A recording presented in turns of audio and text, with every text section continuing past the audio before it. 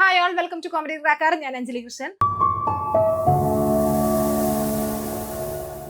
നമുക്കൊന്ന് CSEB-യിലെ GK-യിലെ ഏറ്റവും ഇമ്പോർട്ടന്റ് ആയിട്ട് ചോദിക്കുന്ന ഒരു ഏരിയ, അതായത് നമുക്ക് സ്ഥിരമായിട്ട് നമുക്ക് ക്വസ്റ്റ്യൻ പേപ്പറിൽ കണ്ടിരിക്കുന്ന ഒരു ഏരിയ ആണ് UNO എന്ന് പറയുന്നത്, യുണൈറ്റഡ് നേഷൻസ് ഓർഗനൈസേഷൻ. അതുമായിട്ട് റിലേറ്റ് ചെയ്തിട്ടുള്ള കുറച്ച് കാര്യങ്ങളും അതിന്റെ പ്രീവിയസ് ഇയർ ക്വസ്റ്റ്യൻസുകളും ഒന്ന് ഡിസ്കസ് ചെയ്യാം.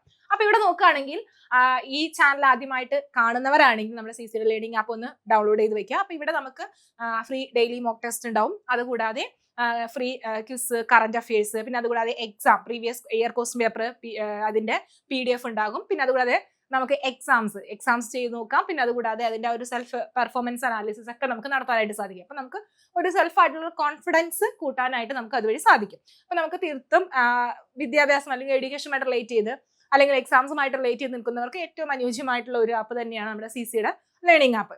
അപ്പോൾ നമുക്ക് ടോപ്പിക്കിലേക്ക് പോകാം. ഫസ്റ്റ് നമുക്ക് UNO എന്ന് പറയുമ്പോൾ നോക്കിയേ, the United Nations was founded in the year. നമുക്ക് ആദ്യമേ അവിടെ ഓർത്ത് വെക്കണം ഏത് ഇയർ ആണ്. United Nations was founded in the year എന്ന് പറയുമ്പോൾ ഏതായിരിക്കും? 1919, 1945, 1939, 1915. ഏതായിരിക്കും അവിടെ ആൻസർ ആയിട്ട് വരിക? ഓപ്ഷൻ ബി 1945 ആണ് അല്ലെ, 1945. ഇനി ഇവിടെ നോക്കിക്കേ, യുണൈറ്റഡ് നേഷൻസ് ഓർഗനൈസേഷൻ UNO എന്ന് പറയുമ്പോൾ എന്താ ഇത് UNO എന്നുകൊണ്ട് ഉദ്ദേശിക്കുന്നത്? എന്തിനു വേണ്ടിയിട്ടാണ് ഈ ഓർഗനൈസേഷൻ തുടങ്ങിയത് എന്ന് നമ്മൾ അവിടെ ആദ്യം തന്നെ ഓർത്തു വയ്ക്കണം അല്ലെ. നമുക്കറിയാം ഫസ്റ്റ് വേൾഡ് വാറിന് ശേഷം അല്ലെ, ഫസ്റ്റ് വേൾഡ് വാറിന് ശേഷം നമുക്ക് ഇതുപോലെ തന്നെ നമുക്കൊരു ഓർഗനൈസേഷൻ ഉണ്ട്, ഏതാ? ലീഗ് ഓഫ് നേഷൻ എന്ന് പറയുന്നത് അല്ലെ. League of Nations. പക്ഷേ ഇതിന്റെ പർപ്പസ് എന്തായിരുന്നു, എന്തുദ്ദേശിച്ചിട്ടായിരുന്നു? അതായത് ഇനി ഒരു വേൾഡ് വാർ പാടില്ല, അല്ലെങ്കിൽ നമുക്ക് രാജ്യങ്ങൾ തമ്മിലുള്ള ഒരു ഐക്യം അല്ലെ, ഒരു യൂണിറ്റി ഉണ്ടാകണം എന്നതിന്റെ ബേസിലാണ് ഈ ലീഗ് ഓഫ് നേഷൻ തുടങ്ങി വെച്ചത് തന്നെ. പക്ഷെ അത് ഫെയിലിയർ ആയിരുന്നു. അതിന്റെ അടിസ്ഥാനത്തിൽ നെക്സ്റ്റ് എന്താണ്? സെക്കൻഡ് വേൾഡ് വാർ ഉണ്ടാവുന്നു അല്ലെ. അതിനുശേഷം സെക്കൻഡ് വേൾഡ് വാർ ഉണ്ടാകുന്നു. നമുക്കറിയാം ഫസ്റ്റ് വേൾഡ് വാറിനേക്കാൾ കുറച്ചുകൂടി നാശനഷ്ടം അല്ലെങ്കിൽ നാശം വിതച്ച ഒരു ഇത് തന്നെയായിരുന്നു എന്താ? സെക്കൻഡ് വേൾഡ് വാർ എന്ന് പറയുന്നത്. അപ്പൊ ഇവിടെ വീണ്ടും എന്താ, അതിനുശേഷം നമുക്ക് വീണ്ടും ഒരു ഇന്റർനാഷണൽ ഓർഗനൈസേഷൻ വേണം എന്നുള്ള ഒരു ഇതിനകത്തേക്ക് രാജ്യങ്ങളൊക്കെ വരികയാണ്. ഇതിന്റെ ബേസിലാണ് നമുക്ക് എന്ത് വരുന്നത്? United Nations. അതാണ് നമുക്ക് മെയിൻ ആയിട്ട് യുണൈറ്റഡ് നേഷൻസ് തുടങ്ങാനായിട്ടുള്ള ഒരു കാര്യം, അല്ലെങ്കിൽ അതിന്റെ ഒരു എയിം തന്നെ എന്ന് പറയുന്നത്. അപ്പൊ മെയിൻ ആയിട്ട് രാജ്യങ്ങൾ തമ്മിലുള്ള അന്താരാഷ്ട്ര തർക്കങ്ങൾ പരിഹരിക്കുക, അത് നമ്മൾ യൂണിറ്റീസുകൾ അല്ലെങ്കിൽ യൂണിറ്റി കൊണ്ടുവരിക. അതുകൂടാതെ ഇനി ഒരു യുദ്ധം പാടില്ല അല്ലെ, നെക്സ്റ്റ് ഒരു വേൾഡ് വാർ അല്ലെങ്കിൽ നെക്സ്റ്റ് ഒരു യുദ്ധങ്ങൾ പാടില്ല, രാജ്യങ്ങൾ തമ്മിലുള്ള യുദ്ധങ്ങൾ പാടില്ല, പരസ്പര സഹായം. ഇതൊക്കെയാണ് നമുക്കിങ്ങനെ കുറച്ച് എന്താണ് ലക്ഷ്യങ്ങൾ എന്തുണ്ട് നമ്മുടെ യുണൈറ്റഡ് നേഷൻസ് ഉണ്ട്. അപ്പൊ മിക്കവാറും തന്നെ CSEB-ക്ക് മിക്കവാറും തന്നെ നമുക്ക് കുറച്ച് ക്വസ്റ്റ്യൻ പേപ്പറിലൊക്കെ നമുക്ക് സ്ഥിരം കാണുന്ന ഒരു ഏരിയ ആണ് UN എന്ന് പറയുന്നത്. അപ്പോൾ നമുക്ക് ഇത് കറക്റ്റ് ആയിട്ട് നമുക്ക് കൂടെ പഠിച്ചു പോകാം. എന്തൊക്കെയാണ് അതിന്റെ ഏറ്റവും ഇമ്പോർട്ടന്റ് ആയിട്ടുള്ള ടോപ്പിക്സുകൾ മാത്രം നമുക്ക് പഠിച്ചു പോകാം. അപ്പോൾ നോക്കിക്കോളാ, the United Nations was founded in the year എന്ന് പറയുന്നത് ഏതായിരിക്കാം? 1945 ആണ്, 1945. ഇനി നോക്കിക്കേ, the individual who proposed the idea of the United Nations. ആരാണ് അതിന്റെ ഒരു ഐഡിയാസ് കൊണ്ടുവന്നത്? The individual who proposed the idea of the United Nations Franklin D Roosevelt ആണ് അല്ലെ. ഫ്രാങ്ക്ലിൻ ഡി റൂസ്വെൽറ്റ് ആണ് അങ്ങനെ ആ ഒരു പ്രപ്പോസൽ അല്ലെങ്കിൽ ആ ഒരു ഇത് കൊണ്ടുവന്നത്. The treaty that lead the formation of the United Nations organisation, Atlantic charter. നമുക്കറിയാം നമുക്ക് സെക്കൻഡ് വേൾഡ് വാർ അതുമായിട്ട് അല്ലെങ്കിൽ എൻഡിങ്ങുമായിട്ട് റിലേറ്റ് ചെയ്ത് നമുക്കൊരു ട്രീറ്റി വരുന്നുണ്ട് അല്ലെ, Atlantic charter 1941. The treaty that lead to the formation of the United Nations, അല്ലെങ്കിൽ united നേഷൻസിന്റെ ഫോർമേഷന് കാരണമായിട്ടുള്ള ഒരു ട്രീറ്റി എന്ന് പറയുന്നത് അറ്റ്ലാന്റിക് ചാർട്ടർ ആണ്, 1941. ഇതൊക്കെ കറക്റ്റ് ആയിട്ട് ഓർത്ത് വെക്കണം. ഇനി leaders signed the Atlantic charter ആരൊക്കെയാണ്? ഫ്രാങ്ക്ലിൻ ഡി റൂസ്വെൽറ്റ്, അതുകൂടാതെ വിൻസ്റ്റൺ ചർച്ചിൽ. ഇവർ രണ്ടുപേരാണ് മെയിൻ ആയിട്ട് നമുക്ക് എന്താ ആ ഒരു അറ്റ്ലാന്റിക് ചാർട്ടർ ഒപ്പുവെച്ചത്. ഫ്രാങ്ക്ലിൻ ഡി റൂസ്വെൽറ്റും വിൻസ്റ്റൺ ചർച്ചിലുമാണ് അറ്റ്ലാന്റിക് ചാർട്ടറിൽ ഒപ്പുവെച്ചത്. 1941 എന്ന് അവിടെ ഒന്ന് ഓർത്ത് വെക്കാം. ഇയർ എല്ലാത്തിന്റെയും പഠിക്കണം. The person who suggested the name. ആരാണ് ആ ഒരു നെയിം സജസ്റ്റ് ചെയ്തത്?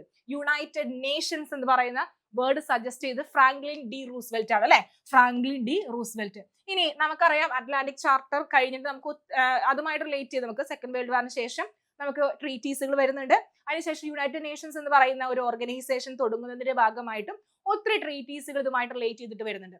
അപ്പോൾ അതിനുശേഷം വരുന്ന വാഷിംഗ്ടൺ കോൺഫറൻസിലാണ് നമുക്ക് ഈ ദ യുണൈറ്റഡ് നേഷൻ എന്ന് പറയുന്ന ആ ഒരു വാക്ക് അല്ലെ, ആ വാക്ക് ഫ്രാങ്ക്ലിൻ ഡി റൂസ്വെൽറ്റ് കൊണ്ടുവരുന്നത് അല്ലെ, ആ ഒരു ഫ്രാങ്ക്ലിൻ ഡി റൂസ്വെൽറ്റ് നിർദ്ദേശിക്കുന്നത്. അപ്പൊ ഓർത്ത് വെക്കണം, വാഷിംഗ്ടൺ കോൺഫറൻസിലാണ് 1942. ഇനി അതല്ലാതെ ഡംബാട്ടൻ ഓസ്ക്, അതുകൂടാതെ മോസ്കോ, അങ്ങനെ ഒട്ടനവധി നമുക്ക് കോൺഫറൻസുകൾ വരുന്നുണ്ട്. ഏറ്റവും ഇമ്പോർട്ടന്റ് ആയിട്ടുള്ളത് മാത്രം പഠിച്ചാൽ മതി.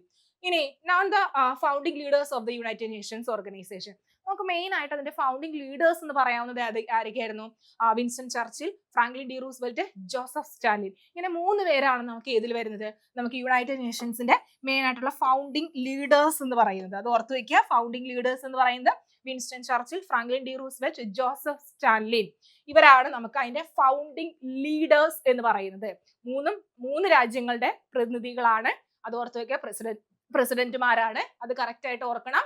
ഇനി നെക്സ്റ്റ് നോക്കിക്കോളാം. The United Nations officially came into existence. നമുക്കറിയാം നമുക്ക് 1945 പഠിച്ചു അല്ലെ. പക്ഷെ അതുകൂടാതെ മന്തും ഡേയും നമ്മളവിടെ പഠിക്കണം. ഇവിടെ നോക്കിക്കേ, the United Nations officially came into existence on ഏതാണ്? 1945 ആണ് നമ്മൾ പഠിച്ചു അല്ലെ. അപ്പൊ അവിടെ ഏതായിരിക്കും? ജൂൺ ആണോ, ഒക്ടോബർ ആണോ, ഓഗസ്റ്റ് ആണോ, ജനുവരി 1 ആണോ? ഓപ്ഷൻ ബി ആണ് അല്ലെ, October 24 അല്ലെ. October 24 1945 ഇത് വരുന്നത്. നമുക്ക് ഇവിടെ യുണൈറ്റഡ് നേഷൻസ് ഒഫീഷ്യലി വരുന്നത്. അത് ഓർത്ത് വെക്കുക. 1945 എന്നുള്ളൊരു ഇയർ പഠിച്ചെങ്കിലും അവിടെ മന്തും ഡേയും കറക്റ്റ് ആയിട്ട് പഠിക്കണം. October 24 1945 നമുക്ക് എന്ത് വരുന്നത്? യുണൈറ്റഡ് നേഷൻസ് ഒഫീഷ്യലി അവിടെ വരുന്നത്, ലോഞ്ച് ചെയ്യുന്നത്. ഇത് ഓർത്ത് വെക്കണം. അതിന്റെ എയിംസും കാര്യങ്ങളൊക്കെ പറഞ്ഞത് കറക്റ്റ് ആയിട്ട് ഓർത്ത് വെക്കുക. ഇനി the year UN officially came into existence October 24 1945. അത് കറക്റ്റ് ആയിട്ട് പഠിച്ചു വെക്കുക. ഇനി UN ഡേ ആയിട്ട് നമ്മൾ ആഘോഷിക്കുന്നത് എല്ലാ വർഷവും October 24 നമ്മൾ UN ഡേ ആയിട്ട് നമ്മൾ ആഘോഷിക്കുന്നത്. ഒബ്സർവ് ദ UN ഡേ എന്ന് പറയുന്നത് October 24 ആണ്. ഇനി next UN emblem was adopted on the December 7th 1946. ഇനി നമുക്ക് UN ഒരു എംബ്ലം ഉണ്ട് അല്ലെ. ആ ഒരു എംബ്ലം അഡോപ്റ്റ് ചെയ്യുന്നത് December 7th 1946 അത് അവിടെ ആ ഒരു അഡോപ്റ്റ് ചെയ്യുന്നത്. The UN flag was officially adopt. ഇനി UN ഫ്ലാഗ് അഡോപ്റ്റ് ചെയ്യുന്നത് 1947 October 20th 1947 October 20th. The United Nations Organization made the Universal Declaration of the Human Rights on December 10th 1948. ഇനി ഇത് correct ആയിട്ട് ഓർത്ത് വെക്കണം. ഏറ്റവും ഇമ്പോർട്ടന്റ് ആയിട്ടുള്ള ഒരു പോയിന്റ് ആണ്. ഇതിവിടെ United Nations organisation universal declaration of the human rights അല്ലെ, അത് പുറപ്പെടുവിച്ചത് December 10th 1948 ഓർത്ത് വെക്കുക. ഓരോ ഡേറ്റും ഇവിടെ ഇമ്പോർട്ടന്റ് ആണ്. December 10th 1948 ഇത് കറക്റ്റ് ആയിട്ട് അവിടെ ഓർത്ത് പോകണം. Very very important. Observe the human rights day എന്ന് പറയുന്നത് December 10 ആണ്. ഹ്യൂമൻ റൈറ്റ്സ് ഡേ എന്ന് പറയുന്നത് December 10 ആണ്. 1948 ഇനി ദ UN ഹെഡ്ക്വാർട്ടേഴ്സ് എന്ന് പറയുന്നത് മാൻഹാട്ടൻ, ന്യൂയോർക്കിലെ മാൻഹാട്ടനിലാണ് UN ഹെഡ്ക്വാർട്ടേഴ്സ് എന്ന് പറയുന്നത്. ഇതും കറക്റ്റ് ആയിട്ട് ചോദിക്കും, അല്ലെങ്കിൽ കറക്റ്റ് ആയിട്ട് പഠിച്ചു വെച്ചോളാം. ക്വസ്റ്റ്യൻ ചോദിക്കാൻ ചാൻസ് ഉള്ളതാണ്. The UN headquarters is located in Manhattan, New York. The motto of the United Nations it's your world അല്ലെ. ഇത് നിങ്ങളുടെ ലോകം എന്നാണ് അല്ലെ. ഇറ്റ്സ് യുവർ വേൾഡ് എന്നുള്ളതാണ് ഇതിന്റെ ആ ഒരു മെയിൻ ആയിട്ടുള്ള ആ ഒരു മോട്ടോ എന്ന് പറയുന്നത്. അതിന്റെ ആ ഒരു വേർഡ് എന്ന് പറയുന്നത് അല്ലെ. ഇറ്റ്സ് യുവർ വേൾഡ്, ഇത് നിങ്ങളുടെ ലോകം എന്നാണ് അതിന്റെ ആ ഒരു വേർഡ്. ദ യൂറോപ്യൻ ഹെഡ്ക്വാർട്ടേഴ്സ് നമുക്കറിയാം. മെയിൻ ആയിട്ട് ഹെഡ്ക്വാർട്ടേഴ്സ്, UN ഹെഡ്ക്വാർട്ടേഴ്സ് എന്ന് പറയുന്നത് മാൻഹാട്ടൻ, ന്യൂയോർക്കിലാണെങ്കിൽ ഇതിന്റെ യൂറോപ്യൻ ബേസ് ചെയ്തിട്ടുള്ള ഹെഡ്ക്വാർട്ടേഴ്സ് എന്ന് പറയുന്നത് ജനീവയാണ്. ഓക്കെ, അത് ഓർത്ത് വെക്കുക, ജനീവയാണ്. ദെൻ നെക്സ്റ്റ് നോക്കിക്കേ, the European country that is not a member of the United Nations, Vatican City അല്ലെ. വത്തിക്കാൻ സിറ്റി ആണ് നമുക്ക് യുണൈറ്റഡ് നേഷൻസിൽ മെമ്പർ അല്ലാത്ത ഒരു രാജ്യം എന്ന് പറയുന്നത്.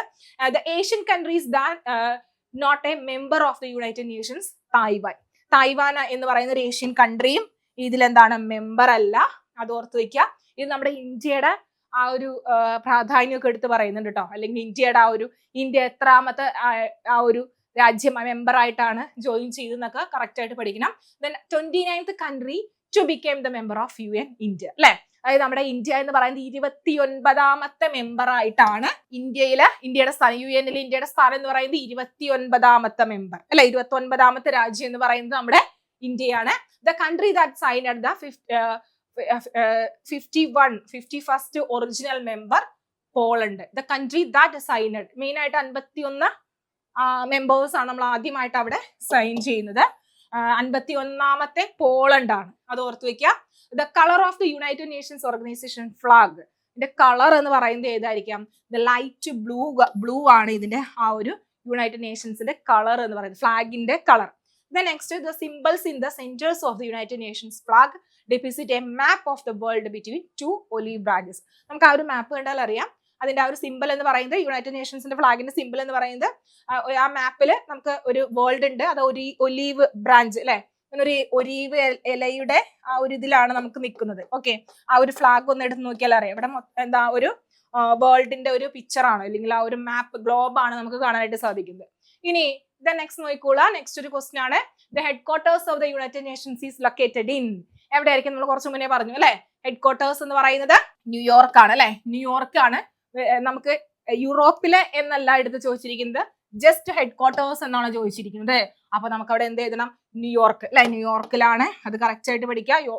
ഓപ്ഷൻ സി ആണ്, ന്യൂയോർക്ക് ആണ് ഹെഡ് ക്വാർട്ടേഴ്സ്. യൂറോപ്പിലെ എന്ന് പറയുമ്പോഴാണ് നമ്മൾ ഒന്നുകൂടി ഒന്ന് ആലോചിച്ചിട്ട് ഓപ്ഷൻ നോക്കി എഴുതേണ്ടത്. നെക്സ്റ്റ് നോക്കിക്കോളാം, the main deliberative body of the UN is. ഏതായിരിക്കും മെയിൻ ഡെലിബറേറ്റീവ് ബോഡീസ്? ഏതായിരിക്കാം മെയിൻ ആയിട്ട് വരുന്നത്? അവിടെ ഓപ്ഷൻ ബി ആണ് അല്ലെ, ജനറൽ അസംബ്ലി ആണ് നമുക്കിവിടെ മെയിൻ ഡെലിബറേറ്റീവ് ബോഡി വരുന്നത്. അപ്പൊ നമ്മുടെ UN-ന്റെ ഡെലിബറേറ്റീവ് ബോഡി കറക്റ്റ് ആയിട്ട് പഠിക്കണം. അവരുടെ ഓരോന്നിന്റെയും കറക്റ്റ് ആയിട്ടുള്ള ആ ഒരു ഏതൊക്കെയാണ് അതിന്റെ ആ ഒരു ഡ്യൂട്ടീസ്. ഇപ്പൊ ജനറൽ അസംബ്ലി ഉണ്ട്, ട്രസ്റ്റിഷിപ്പ് കൗൺസിൽ ഉണ്ട്, എക്കോസോക്ക് ഉണ്ട്, അങ്ങനെ സെക്യൂരിറ്റി കൗൺസിൽ, ഇതിന്റെയൊക്കെ കറക്റ്റ് ആയിട്ടുള്ള ഡ്യൂട്ടീസ് എന്തെല്ലാം എന്ന് അവിടെ പഠിച്ചു പോകണം. Next question, which are the 5 permanent members of the 50th members United nation security council with veto power? Veto power നമുക്കറിയാം, സെക്യൂരിറ്റി കൗൺസിൽ അല്ലെ, സെക്യൂരിറ്റി കൗൺസിലിൽ വീറ്റോ പവർ ഉള്ള രാജ്യങ്ങളുണ്ട് അല്ലെ. അതായത് നമുക്കറിയാം P5 രാജ്യങ്ങൾ എന്നാണ് പറയുന്നത് അല്ലെ, P5 രാജ്യങ്ങൾ, P5 രാജ്യങ്ങൾ എന്നാണ് പറയുന്നത് അല്ലെ, P5 രാജ്യങ്ങൾ, P5 മെമ്പേഴ്സ് അല്ലെ, P5 ആണ്, P5 മെമ്പേഴ്സ്. ഏതായിരിക്കാം അവിടെ വരുന്നത്? ഓപ്ഷൻ ബി അല്ലെ, ഓപ്ഷൻ ബി ആണ്. China, France, Russia, UK, USA ആണ് നമുക്ക് ഇവിടെ P5 രാജ്യങ്ങൾ. അതായത് നമുക്ക് സെക്യൂരിറ്റി കൗൺസിൽ, നമ്മുടെ UN-ന്റെ ഡെലിബറേറ്റീവ് ഒരു ബോഡിയാണ് സെക്യൂരിറ്റി കൗൺസിൽ എന്ന് പറയുന്നത്. ഇവിടെ നമുക്ക് എന്താണ്, ഒരു 5 രാജ്യങ്ങളാണ് നമുക്ക് ഇവിടെ മെയിൻ ആയിട്ട് പെർമനന്റ് ആയിട്ടുള്ള മെമ്പേഴ്സ് ആയിട്ടുള്ളത്. ഇവർക്കാണ് എന്തുള്ളത്? വീറ്റോ അധികാരം അല്ലെ, വീറ്റോ അധികാരമുള്ളത് ഈ 5 രാജ്യങ്ങൾക്കാണ്. അത് കറക്റ്റ് ആയിട്ട് ഓർത്ത് വെക്കണം. ഇത് നിങ്ങളുടെ പ്രീവിയസ് ഇയർ ക്വസ്റ്റ്യൻ ആണ്. China, France, Russia, UK, USA അല്ലെ. China, France, Russia, UK, USA ആണ് നമുക്ക് ഇതിനകത്ത് മെയിൻ ആയിട്ടുള്ള P5 രാജ്യങ്ങൾ എന്ന് പറയുന്നത്. കറക്റ്റ് ആയിട്ട് അവിടെ ഓർത്ത് വെച്ചോളാം. നമുക്ക് ഇന്ത്യക്ക് എന്താണ് അവിടെ പെർമനന്റ് ആയിട്ടുള്ള ഒരു സ്ഥാനമില്ല അല്ലെ, പെർമനന്റ് ആയിട്ടുള്ള മെമ്പർ ഇല്ല. ഇനി നോക്കിക്കേ, the principals organs of the United Nations. നമ്മുടെ യുണൈറ്റഡ് നേഷൻസിന്റെ പ്രിൻസിപ്പൽസ് ഓർഗൻസ് കറക്റ്റ് ആയിട്ട് അവിടെ പഠിക്കണം. ഫസ്റ്റ് വൺ എന്താ, മെയിൻ ആയിട്ട് 6 ഓർഗൻസ് ആണുള്ളത്, അത് ഓർത്ത് വെക്കുക, 6 ഓർഗൻസ്. പക്ഷെ അതിൽ നമുക്ക് എന്തൊക്കെയാണെന്ന് നമുക്ക് പറയാം. ഫസ്റ്റ് വൺ ജനറൽ അസംബ്ലി, ഏറ്റവും ഇമ്പോർട്ടന്റ് ആയിട്ടുള്ള ഒരു ഇതാണ്. Then next the security council, the economic and social council, ഇതിനെ നമ്മൾ എക്കോസോക്ക് എന്ന് പറയും അല്ലെ, എക്കോസോക്ക് നമ്മൾ ഷോർട്ട് ആയിട്ട് വിളിക്കും. ദെൻ നെക്സ്റ്റ് വരുന്നതാണ് trusteeship council, then next international court of justice, then the secretariat. കറന്റിൽ നമുക്ക് എന്താണ് 5 ഓർഗൻസ് ആണ് നമുക്ക് ഇപ്പോൾ ആക്റ്റീവ് ആയിട്ടുള്ളത്. ആക്റ്റീവ്ലി പാർട്ടിസിപ്പേറ്റ് ചെയ്യുന്നത് 5 ആണ്. അപ്പൊ അതില് നമുക്കറിയാം ഒരെണ്ണം അല്ലെ, ഒരെണ്ണം ആക്റ്റീവ്ലി പാർട്ടിസിപ്പേറ്റഡ് അല്ല അല്ലെങ്കിൽ ആക്റ്റീവ് അല്ല. അത് ഏതായിരിക്കാം? ട്രസ്റ്റിഷിപ്പ് കൗൺസിലാണ്. ട്രസ്റ്റിഷിപ്പ് കൗൺസിൽ ഇതിന്റെ ആ ഒരു പ്രവർത്തനം അവിടെ നിർത്തിയിരിക്കുകയാണ്, അല്ലെങ്കിൽ പ്രവർത്തനം അതിന്റെ ആ ഒരു എയിം അല്ലെങ്കിൽ അതിന്റെ ആ ഒരു ഗോൾ അവിടെ അച്ചീവ് ചെയ്തു. അപ്പൊ അതുകൊണ്ട് തന്നെ അതിന്റെ ആ ഒരു പ്രവർത്തനം ഇല്ല. അപ്പൊ അതുകൊണ്ട് മെയിനായിട്ട് 6 ആണെങ്കിൽ കൂടിയും ആക്റ്റീവ്ലി ആയിരിക്കുന്നത് ഏതാണ്? 5 ഓർഗൻസ് ആണ് നമുക്ക് ഉള്ളത്, യുണൈറ്റഡ് നേഷൻസിന് ഉള്ളത്. അതൊന്ന് ഓർത്ത് വെക്കുക. ഇനി ഓരോന്നിന്റെ പ്രത്യേകതകൾ കറക്റ്റ് ആയിട്ട് പഠിക്കണം. ഫസ്റ്റ് വൺ ജനറൽ അസംബ്ലി എന്തായിരിക്കാം? ദ ലാർജസ്റ്റ് ഓർഗൻസ് അല്ലെ. അതായത് നമ്മുടെ മെയിൻ ആയിട്ട് നമുക്ക് പറയുകയാണെങ്കിൽ നമ്മുടെ UNO-ന്റെ ഓർഗൻസിൽ ഏറ്റവും ലാർജസ്റ്റ് എന്ന് പറയുന്നത് ജനറൽ അസംബ്ലിയാണ് അല്ലെ. ലാർജസ്റ്റ് ഓർഗൻ എന്ന് പറയുന്നത് ജനറൽ അസംബ്ലിയാണ്. ഇനി ദ വേൾഡ് പാർലമെന്റ്, നമുക്ക് ഈ ജനറൽ അസംബ്ലിക്ക് പല വിശേഷങ്ങളുണ്ട്. അതിലൊന്നാണ് വേൾഡ് പാർലമെന്റ്. വേൾഡ് പാർലമെന്റ്, ലോക പാർലമെന്റ് എന്നറിയപ്പെടുന്നത് ജനറൽ അസംബ്ലിയാണ്. The deliberative body of the UN, അതുകൂടാതെ deliberative body of the UN എന്ന് പറയും. ഇനി അതുകൂടാതെ town meeting of the world അല്ലെ, town meeting of the world എന്നൊക്കെ എന്തിന് പേരുണ്ട്? നമ്മുടെ ജനറൽ അസംബ്ലിക്ക് പേരുണ്ട്. ഇതൊക്കെ പറഞ്ഞാലും എന്താ ജനറൽ അസംബ്ലി? ഏതൊക്കെയാ? ദ വേൾഡ് പാർലമെന്റ് എന്ന് പറഞ്ഞാലും, അതുകൂടാതെ deliberative body of the UN എന്ന് പറഞ്ഞാലും, അതുകൂടാതെ town meeting of the world എന്ന് പറഞ്ഞാലും ഏത് തന്നെയാണ്? ജനറൽ അസംബ്ലി തന്നെയാണ്. അത് ഓർത്ത് വെക്കുക. The only organ where all member states United Nations have the equal representation എന്ന് പറയുന്നത്, അതായത് നമുക്ക് എല്ലാ മെമ്പേഴ്സും, അതായത് നമ്മുടെ രാജ്യങ്ങളായിട്ടുള്ള എല്ലാ മെമ്പേഴ്സും ഈക്വൽ ആയിട്ടുള്ള റെപ്രസെന്റേഷൻ ആണ് ജനറൽ അസംബ്ലി കൊടുക്കുന്നത്. ദ ഹെഡ് ക്വാർട്ടേഴ്സ് എന്ന് പറയുന്നത് ന്യൂയോർക്ക് ആണ് ഹെഡ് ക്വാർട്ടേഴ്സ് വരുന്നത്. ഇതിന്റെ എല്ലാത്തിന്റെയും ഏത് ഡെലിബറേറ്റീവ് ബോഡി പറഞ്ഞാലും അതിന്റെയൊക്കെ ഹെഡ് ക്വാർട്ടേഴ്സ് കറക്റ്റ് ആയിട്ട് ഓർത്ത് വെക്കുക, ന്യൂയോർക്ക് ആണ് ഹെഡ് ക്വാർട്ടേഴ്സ് വരുന്നത്. നെക്സ്റ്റ് വരുന്നത് സെക്യൂരിറ്റി കൗൺസിൽ. സെക്യൂരിറ്റി കൗൺസിൽ എന്ന് പറയുന്നത് ക്രൂഷ്യൽ ആൻഡ് പവർഫുൾ ഓർഗൻസ്. നമ്മുടെ സെക്യൂരിറ്റി കൗൺസിൽ ഏറ്റവും ക്രൂഷ്യൽ ആയിട്ടുള്ളതും UNOയിലെ ഏറ്റവും ക്രൂഷ്യൽ ആയിട്ടുള്ളതും പവർഫുൾ ആയിട്ടുള്ള ഓർഗൻ എന്ന് പറയുന്നത് സെക്യൂരിറ്റി കൗൺസിലാണ്. ഇതിന്റെ ഹെഡ് ക്വാർട്ടേഴ്സ് ന്യൂയോർക്ക് ആണ്. ഇനി undemocratic organs of the UN എന്ന് പറയുന്നത് സെക്യൂരിറ്റി കൗൺസിലാണ് കേട്ടോ. Undemocratic organs of the UN എന്ന് പറയുന്നത് സെക്യൂരിറ്റി കൗൺസിലാണ്. എന്തുകൊണ്ടാണ് അവിടെ വരുന്നത് നോക്കിക്കേ. The organs that take decision regarding the executive policies of the UN. അതായത് ഡിസിഷൻ എടുക്കുന്നത് എക്സിക്യൂട്ടീവ് പോളിസിക്ക് അനുസരിച്ചാണ് അല്ലെ. അതെന്തായിരിക്കാം അവിടെ നോക്കിക്കേ. The members of the security council എന്ന് പറയുന്നത് 50th ആണ്. ഇവിടെ എന്താണ് 5 പെർമനന്റ് മെമ്പേഴ്സ് ആണുള്ളത് അല്ലെ. 5 പെർമനന്റ് മെമ്പേഴ്സും അത് കൂടാതെ നമുക്ക് അതിൽ വരുന്ന 10 നോൺ പെർമനന്റ് ആയിട്ടുള്ള മെമ്പേഴ്സും ആണ് അല്ലെ. നോൺ പെർമനന്റ് ആയിട്ടുള്ള മെമ്പേഴ്സും ആണ്. ഇത് ഓർത്ത് വെക്കുക. ഇനി ഇതില് പെർമനന്റ് മെമ്പേഴ്സ് എന്ന് പറയുന്ന ഇവർക്കാണ് എന്തുള്ളത്, വീറ്റോ അധികാരമുള്ളത്. ഇവരുടെ ആ ഒരു തീരുമാനമനുസരിച്ചാണ് അവിടെ ഓരോ കാര്യങ്ങൾ അല്ലെങ്കിൽ ഓരോ തീരുമാനങ്ങൾ എടുക്കുന്നത്. അതാണ് നമുക്ക് പറയുന്നത് പെർമനന്റ് മെമ്പേഴ്സ് എന്ന് പറയുന്നത് P5 അല്ലെ. P5 നമ്മൾ കുറച്ച് മുന്നേ ഒരു ക്വസ്റ്റ്യനിൽ ഡിസ്കസ് ചെയ്താണ് അല്ലെ. P5 എന്ന് പറയുന്നത് ഏതൊക്കെയാ? ചൈന, റഷ്യ, ഫ്രാൻസ്, അതുകൂടാതെ ബ്രിട്ടൻ, USA. ഇത്രയാണ് നമുക്ക് ഇതിൽ വരുന്നത് P5 രാജ്യങ്ങളിൽ വരുന്നത്. The special power vested in the permanent members of the Security Council, veto power അല്ലെ. വീറ്റോ പവർ ആണ് അവർക്കുള്ളത്. ഇനി ദെൻ നെക്സ്റ്റ് നോക്കിക്കോളൂ. വീറ്റോ പവർ എന്ന് പറയുമ്പോൾ എന്താണ്? വീറ്റോ എന്ന് പറഞ്ഞു അതെന്താണെന്ന് നോക്കാം. അതായത് negative vote by single permanent members can be block the decision. അതായത് ഒരു ഡിസിഷൻ ഉണ്ടെങ്കിൽ ഈ 5 മെമ്പേഴ്സും എന്താണ് ഒരുമിച്ച് എന്താണ് പോസിറ്റീവ് ആയിട്ടുള്ള ഒരു ഇത് കൊടുക്കണം. അതല്ല എന്താ ഒരു ഏതെങ്കിലും ഒരു രാജ്യം നെഗറ്റീവ് ആയിട്ടുള്ള ഒരു ഡിസിഷൻ എടുക്കുകയാണെങ്കിൽ ആ വോട്ട് ഈസ് ക്യാൻസൽ അല്ലെ, അത് ക്യാൻസൽ ആയി പോകും. അതാണ് ആ ഒരു വീറ്റോ അധികാരം എന്ന് പറയുന്നത്. Veto power is a negative vote. Veto എന്ന് പറയുന്നത് നെഗറ്റീവ് വോട്ടാണ്. നോൺ പെർമനന്റ് മെമ്പേഴ്സിന് അവിടെ എന്താ നോ വീറ്റോ പവർ അല്ലെ. വീറ്റോ പവർ ഇല്ല. The permanent members voted against resolution will not pass in the security council. അതായത് അവിടെ എന്തെങ്കിലും ആ P5 രാജ്യങ്ങൾ ഏതെങ്കിലും ഒന്ന് നെഗറ്റീവായിട്ട് അല്ലെങ്കിൽ നെഗറ്റീവ് ആയിട്ടുള്ള എന്തെങ്കിലും വോട്ട് ചെയ്യുകയാണെങ്കിൽ ആ ഒരു ബില്ല് എന്താണ് അവിടെ പാസ്സാവില്ല. സെക്യൂരിറ്റി കൗൺസിൽ അത് പാസ്സാവില്ല. അതാണ് നമുക്ക് ഒരു അൺഡെമോക്രാറ്റിക് ആയിട്ടുള്ള ഒരു ഒരു ഓർഗനാണ് ഈ സെക്യൂരിറ്റി കൗൺസിൽ എന്ന് പറയുന്നത്. ഇനി ദെൻ നമുക്കറിയാം മേജർ പവർഫുൾ ആയിട്ടുള്ള ഒരു രാജ്യങ്ങൾ തന്നെയാണ് ബ്രിട്ടൻ, USA അല്ലെ, ചൈന. ഇവർക്കൊക്കെ തന്നെയാണ് നമുക്ക് എന്ത് വരുന്നത് ആ ഒരു വീറ്റോ പവർ ഉള്ളത്. ഇനി ദെൻ നെക്സ്റ്റ് വരുന്നതാണ് എക്കോണമിക് ആൻഡ് സോഷ്യൽ കൗൺസിൽ, എക്കോസോക്ക് എന്ന് പറയും. ഇതിന്റെ പ്രത്യേകത എന്താണ്? The organs that coordinated the activities of the specialized agencies of UN, economic and social council അല്ലെ. അതായത് നമുക്ക് എക്കോണമിക് ആയിട്ടുള്ളതും ആക്റ്റീവ്ലി നമുക്ക് ഒരു സ്പെഷ്യലൈസ്ഡ് ആയിട്ടുള്ള ഏജൻസിയാണ് UN എന്ന് പറയുന്നത്. എക്കോണമിക് ആയിട്ടും സോഷ്യൽ ആയിട്ടുള്ള ഒരു കാര്യങ്ങൾ നിയന്ത്രിക്കുക എന്നുള്ളതാണ് ഇതിന്റെ ഡ്യൂട്ടി. ഇതിന്റെ മെമ്പേഴ്സ് എന്ന് പറയുന്നത് 54 മെമ്പേഴ്സ് ആണ് ഉള്ളത്. ഇത് ഓരോ മെമ്പേഴ്സിനും തിരഞ്ഞെടുക്കുന്നത് 3 വർഷത്തെ ആ ഒരു ഗ്യാപ്പിലാണ്. ഇനി ഹെഡ് ക്വാർട്ടേഴ്സ് എന്ന് പറയുന്നത് ന്യൂയോർക്കിലാണ് ഹെഡ് ക്വാർട്ടേഴ്സ് വരുന്നത്. Known as A non political organisation UN economic and social council. അതായത് നോൺ പൊളിറ്റിക്കൽ ആയിട്ടുള്ള ഒരു ഓർഗനൈസേഷൻ ആണ് ഈ എക്കോണമിക് ആൻഡ് സോഷ്യൽ കൗൺസിൽ എന്ന് പറയുന്നത്. ദെൻ നെക്സ്റ്റ് നോക്കിക്കോളാം സെക്രട്ടേറിയറ്റ്. ഹെഡ് ക്വാർട്ടേഴ്സ് വരുന്നത് UNOയിലാണ് ഹെഡ് ക്വാർട്ടേഴ്സ് വരുന്നത്. The organs that look after the day to day administration of the United Nations secretariat അല്ലെ. അതായത് നമുക്കറിയാം ഡേ ടു ഡേ അഡ്മിനിസ്ട്രേഷൻസ് കാര്യങ്ങളൊക്കെ നടക്കുന്നത് എവിടെയാണ്? സെക്രട്ടേറിയറ്റിലാണ്. The administrative head of the secretariat എന്ന് പറയുന്നത് ഇതിന്റെ അഡ്മിനിസ്ട്രേറ്റീവ് ഹെഡ് എന്ന് പറയുന്നത് സെക്രട്ടറി ജനറൽ ആണ്. ചീഫ് അഡ്മിനിസ്ട്രേറ്റീവ് ഓഫീസർ ആണ് കേട്ടോ സെക്രട്ടറി ജനറൽ. നമുക്ക് സെക്രട്ടറി ജനറലൊക്കെ നമ്മൾ എന്ത് ചെയ്യും ഇവിടെ സെലക്ട് ചെയ്യും അല്ലെ. നമ്മുടെ ഇപ്പോഴത്തെ കറന്റ് സെക്രട്ടറി ജനറൽ ആരാണെന്നൊന്ന് കമന്റ് ചെയ്തേക്കണേ. The secretary general is elected by the general assembly. The secretary ജനറലിനെ എലക്ട് ചെയ്ത് ജനറൽ അസംബ്ലിയാണ് അവിടെ എലക്ട് ചെയ്തത്. ഇനി ദ നെക്സ്റ്റ് ഒഫീഷ്യലി നമുക്ക് സെക്രട്ടറി ജനറലിന്റെ 5 years ആണ് നമുക്ക് അവിടെ ഒഫീഷ്യൽ ടേം എന്ന് പറയുന്നത് അല്ലെങ്കിൽ ഒഫീഷ്യൽ ആയിട്ടുള്ള ഇയർ എന്ന് പറയുന്നത്. ഇനി അപ്പൊ ഇവിടെ നമ്മുടെ ഫസ്റ്റ് UN സെക്രട്ടറി ജനറൽ എന്ന് പറയുന്നത് ട്രഗേലിയാണ്. ട്രിഗേലി അത് ഓർത്ത് വെച്ചോളാം. നോർവേക്കാരനാണ് ട്രിഗേലി എന്ന് പറയുന്നത്. ഇവിടെ ഒന്ന് ഓർത്ത് വെക്കണം. ഓരോ സെക്രട്ടറി ജനറൽമാരെയും കറക്റ്റ് ആയിട്ട് പഠിക്കണം. നമ്മുടെ കോഫി അന്നനൊക്കെ ഇതിൽ വരുന്നതാണ്, നമ്മുടെ സെക്രട്ടറി ജനറൽ വരുന്നതാണ് അല്ലെ. ഇപ്പോഴത്തെ സെക്രട്ടറി ജനറൽ ആരാണെന്നൊക്കെ ഒന്ന് ഓർത്ത് വെക്കുക, ഒന്ന് കമന്റ് ചെയ്യാം കേട്ടോ. അതൊന്ന് ഓർഡറിൽ ഒന്ന് കമന്റ് ചെയ്താൽ കറക്റ്റ് നമുക്ക് പഠിക്കാനായിട്ടുള്ള ഒരു ഇതുണ്ടാവും. അപ്പൊ എല്ലാവരും ഒന്ന് കമന്റ് ചെയ്തേക്കണേ. ദെൻ നെക്സ്റ്റ് വരുന്നതാണ് ട്രസ്റ്റിഷിപ്പ് കൗൺസിൽ. ഇപ്പോൾ ഇതിന് വലിയ പ്രാധാന്യം ഇല്ലാത്ത ഒരു ഏജൻസിയാണ്, ഒരു ഇതാണ്. ഒരു ഓർഗനാണ് ട്രസ്റ്റിഷിപ്പ് കൗൺസിൽ എന്ന് പറയുന്നത്. ഒരു ഇനാക്റ്റീവ് ഓർഗൻ ആണ്, അത് ഓർത്ത് വെക്കാം. The trusteeship council was established the administrative 12 trust territories under the UN. അതായത് നമുക്ക് ഈ കൊളോണിയലിസ്റ്റിക് കാലഘട്ടം, അതായത് സെക്കൻഡ് വേൾഡ് വാറിന്റെ കാലഘട്ടം ഒക്കെ നമുക്ക് എക്കോണമിക്കലി നമുക്ക് അത്ര കണ്ട്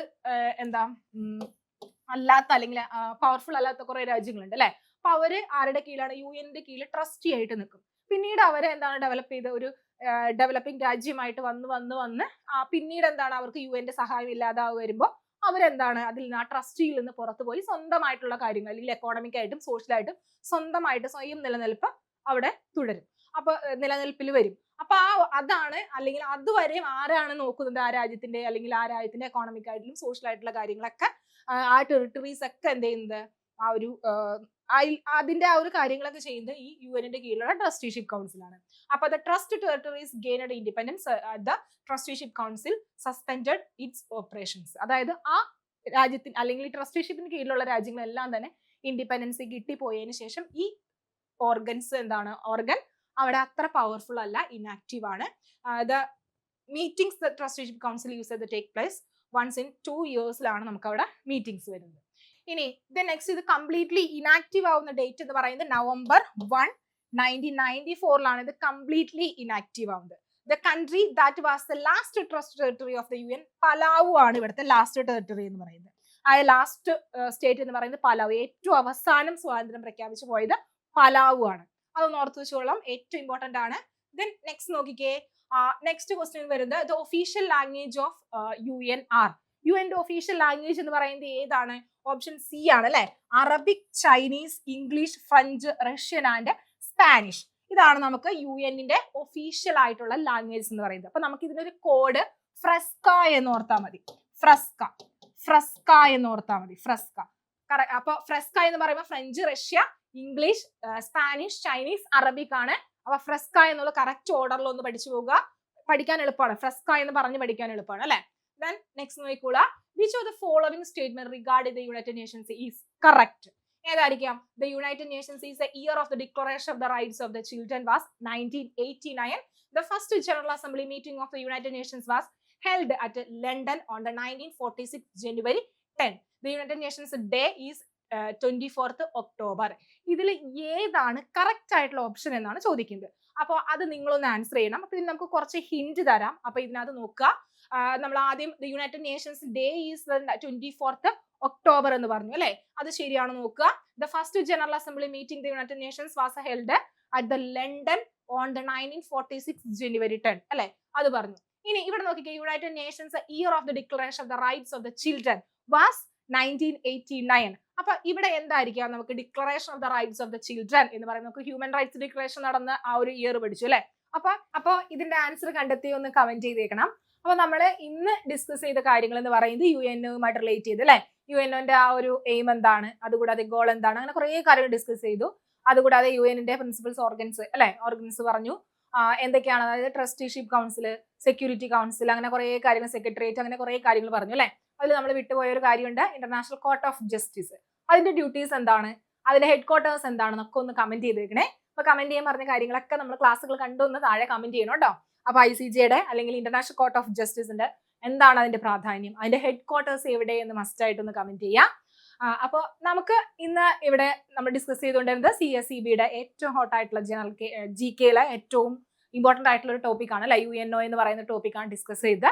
അപ്പൊ ഇതുപോലുള്ള ക്ലാസ്സുകൾ ഇവിടെ നമ്മുടെ CSEB-യുടെ പുതിയ ന്യൂ ബാച്ച് സ്റ്റാർട്ട് ചെയ്യുന്നുണ്ട്. അപ്പൊ നമുക്ക് 3 മാസം കൊണ്ട് നമുക്ക് ഒരു ബാങ്ക് ജോലി നമുക്ക് കറക്റ്റ് ആയിട്ടുള്ള പ്രിപ്പറേഷൻ ഉണ്ടെങ്കിൽ നമുക്ക് ഇതിലൂടെ ഉറപ്പിക്കാനായിട്ട് സാധിക്കും. അപ്പൊ ഇവിടെ നമ്മളൊരു കോഴ്സ് ബേസ് ആയിട്ടുള്ള ഒരു റെക്കോർഡിംഗ് ക്ലാസ്സുകളാണ് നമുക്ക് ലഭിക്കുന്നത്. പിന്നെ അതുകൂടാതെ മെന്റർഷിപ്പ് സപ്പോർട്ടുകൾ, വീക്ക്ലി ലൈവ് ക്ലാസ്സുകൾ, അതുകൂടാതെ നമുക്ക് റെക്കോർഡിംഗ് ക്ലാസ്സിന്റെ കൂടെ തന്നെ നമുക്ക് PDF നോട്ട്സുകൾ കിട്ടും.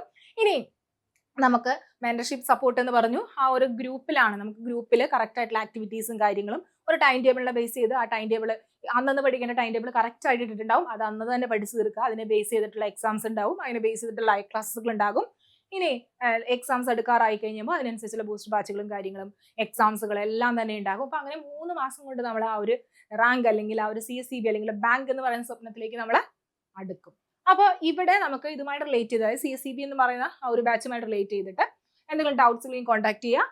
8921 94405880 എന്ന് പറയുന്ന നമ്പറിലേക്ക് ഒന്ന് കോൺടാക്ട് ചെയ്യുക. അപ്പോൾ വീഡിയോ ഇഷ്ടമായെങ്കിൽ ലൈക്ക് ചെയ്യുക, ഷെയർ ചെയ്യുക, സബ്സ്ക്രൈബ് ചെയ്യുക. മറ്റൊരു വീഡിയോയുമായി വീണ്ടും കാണാം. താങ്ക്